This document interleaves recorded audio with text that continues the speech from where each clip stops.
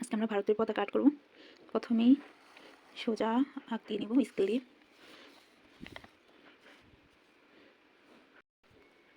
সমান সমান করে আরেকটা আঁক দিয়ে নেব।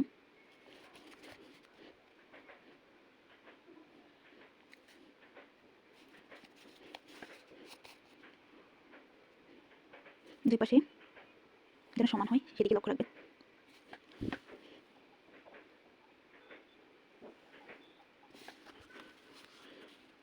এবার আমরা মাঝখানে যে আঁকটা এটা দিয়ে দেবো, মাপ রাখতে হবে।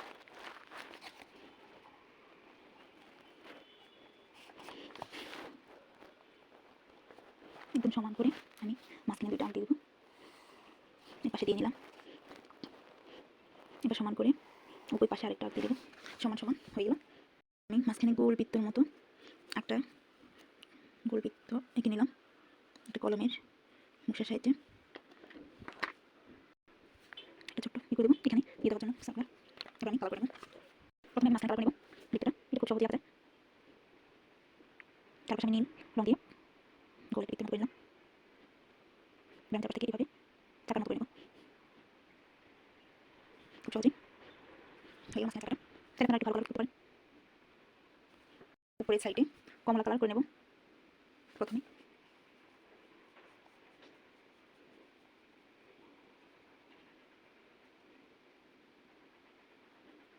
চাইলে বাচ্চারা খুব সহজেই এটা আর্ট করতে পারে।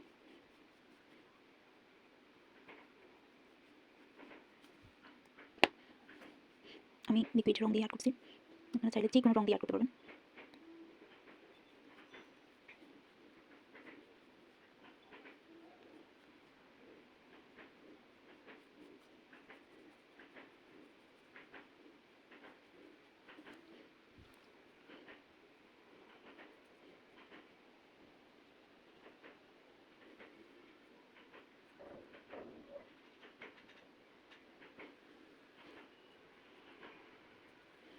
এবার আমি নিচে সবুজ রং নিয়ে দেবো এখানে।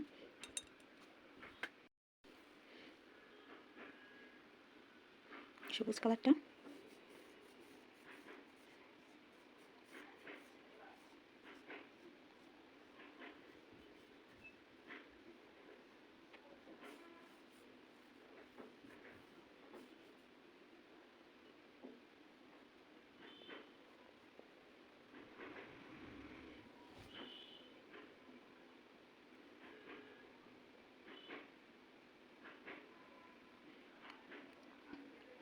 লিকুইড রঙগুলো দিয়ে রং করলে খুব সাবধানে করতে হবে, কারণ এগুলো বের হয়ে যেতে চায়,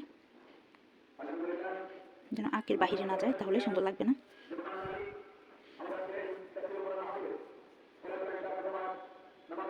খুব সাবধানে আমি রংটা টেনে নেব।